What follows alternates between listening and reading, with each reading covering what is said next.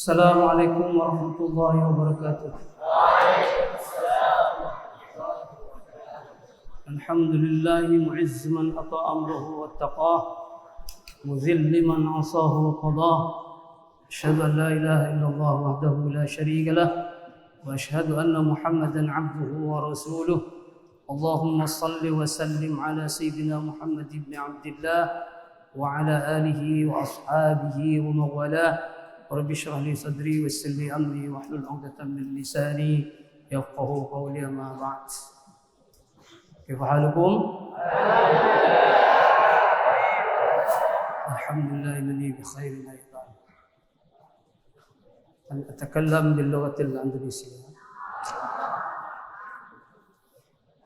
Amanah yang dikasih saya untuk memberikan kuliah 7 menit.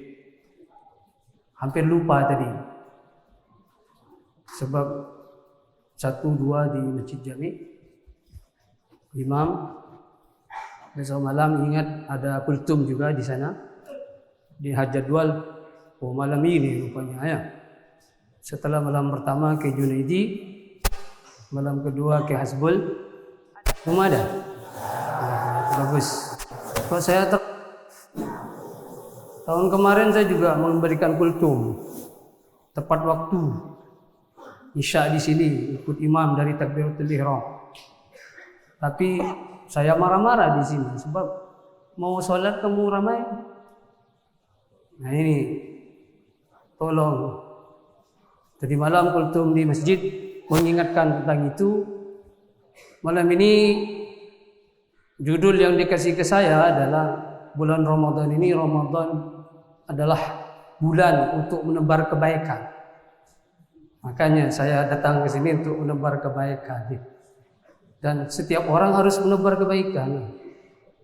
Tergantung pada dirimu sebenarnya. Barusan sebelah saya ke Junaidi teriak-teriak suruh salat, berdiri, duduk lagi. Tidak mau salat. Mualim itu. Nah itu. Gimana mau menebar kebaikan kepada yang di sebelahnya? Padahal dalam sebuah hadis, man dalla ala khairin falahu mislu ajri fa'ili. Barang siapa yang menunjukkan kepada kebaikan, apabila orang yang dikasih petunjuk itu melakukan apa yang kamu tunjukkan, maka pahalamu juga mendapatkan sesuai dengan pahala yang didapat oleh yang melakukan yang kamu tunjuk orang itu. Ini padahal hanya menunjuk. Solatlah. Jadi ke Junaidi itu dalam rangka dapat pahala itu. Imam itu dalam rangka mendapatkan pahala.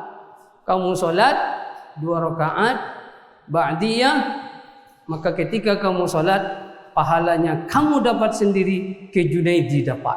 Nah, coba bayangkan betapa murahnya Islam. Dan saya sendiri husnudzon saja, husnudzon, terutama bulan Ramadan ya, tidak boleh suudzon. Anak-anak tahfidz nih, adik-adikku nih, tidak mau sholat tu mungkin husnudzon saya, mereka tidak tahu dalil, atau tahu dalil tapi munafik, tidak mau buat, tidak mau kerja, kan gitu. Orang munafik itu dalam Quran, wa idza qamu ila sholati qamu kusala.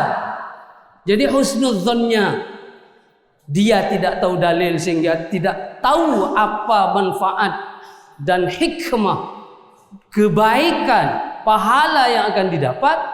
Suudzonnya adalah dia orang malas. Mau dituduh langsung saya takut, malas. Pakai ayat sajalah. Wa idza qamu ila sholati qamu kusala. Apabila diajak untuk mendirikan salat, dia adalah bermalas-malas. Saya tadi lihat videonya Habibie. Video tahu B.J. Habibie? Almarhum Nabi Allahumma fillah ya. Mutiara yang dimiliki oleh Indonesia. Ya, kalau lihat kamu bagaimana beliau bicara itu nampak kalau beliau itu adalah orang cerdas. sampai mata itu. Apa yang kata beliau tadi? Saya lihat pada waktu mau santai-santai. Tidak berguna orang yang mempunyai IQ bagus, IQ cerdas, IQ tinggi, tapi pemalas. Kata siapa? B.J. Habibie, bukan kata saya. Walaupun saya menyinggung banyak kamu dah. Kamu kuat menghafal, pada masa yang sama kamu malas. Jangan. InsyaAllah lah anak-anak MAK tu yang saya ngajar tu malas terplekir. Mereka hebat-hebat. Banyak yang dihafal. Pelajarannya juga masuk semua. Kalau malas, saya teplek. Itu tak boleh. Jadi anugerah Allah Subhanahu wa taala berupa fikiran yang terang, kamu jangan malas. Salah satu agar kita tidak malas, mari adalah kita menyebar kebaikan. Saya kasih tahu sekarang. Saya banyak hadis sebenarnya, dan saya mau cerita tentang perawi yang meriwayatkan banyak hadis tentang puasa dan keutamaan puasa. Orangnya siapa? Termasuk orang cerdas nih. Bukan saya. Sahabat. Tapi 7 menit. Nanti kamu udah terawih, tidak selesai-selesai juga. Menggerutu juga. Saya disalahkan. Ya, kelamaan.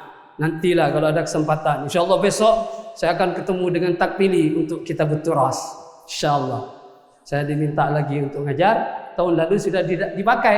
Tahun ini dipakai lagi katanya. InsyaAllah lah. Ketemu lagi. Jadi, apa kata saya tadi?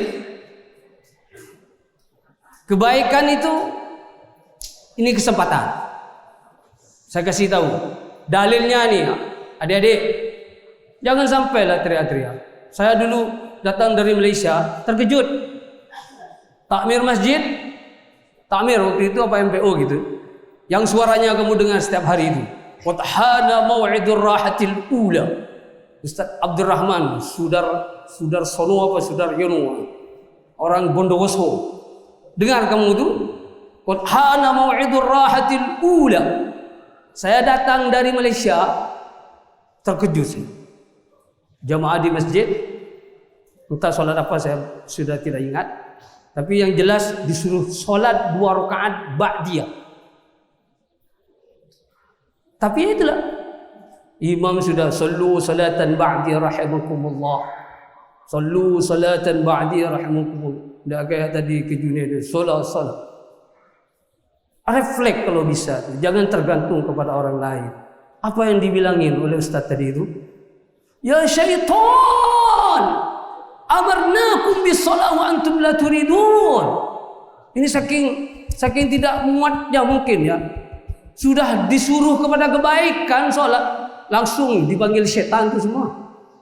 Saya tidak menegur, saya setuju malah. Betul. Tak mau tu duduk malam gurau kadang-kadang. Kayak tadi di Jumaat juga lempar-lempar songkok tu, siapa tu? Warna tahfidz itu. Coba, ngakulah. Jangan dah ngaku kamu. Boyok. Pikir ini baik apa tidak. Ini menjadi contoh kepada orang lain pandai. Itu menebar kebaikan, fikir. Jadi apa?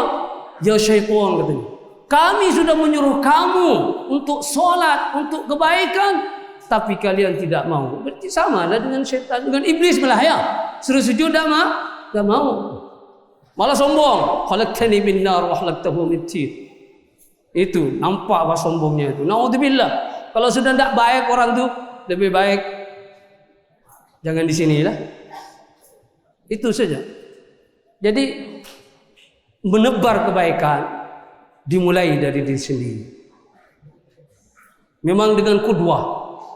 Tapi kesempatan untuk Ramadan ini silahkan. Minimal apabila ada yang tidak mau meraih beberapa fadilah ini. Fadilah itu banyak. Cuman ya itulah tadi. Kalian tidak mau. Kebaikan itu banyak dalam Ramadan. Saya belum menghurai ini satu-satu hadis tentang man shoma Ramadan, man qama Ramadan, as-shaumu li wa ana ajzi bihi dan lain-lain.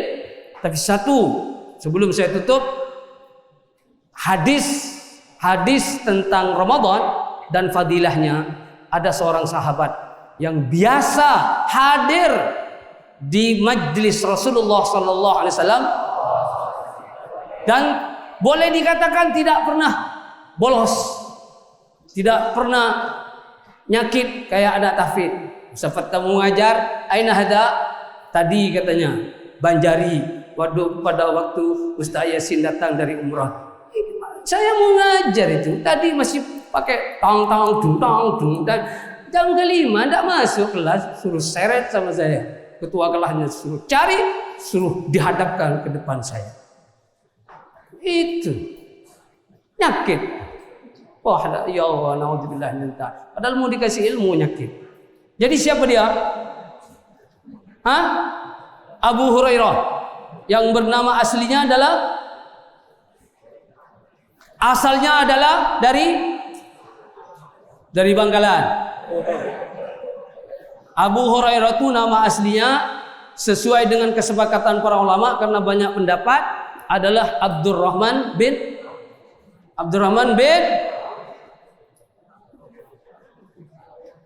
mana juara hafzul Quran nih yang difoto sama Ki Junaidi ini? Ektada mana? Tahu kamu? Baru juara kalau tahu.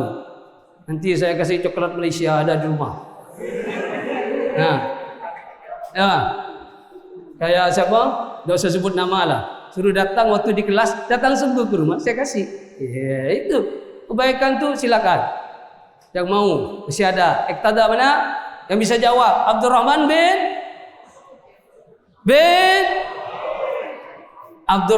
bin Sakhr, bukan Abdurrahman bin Auf.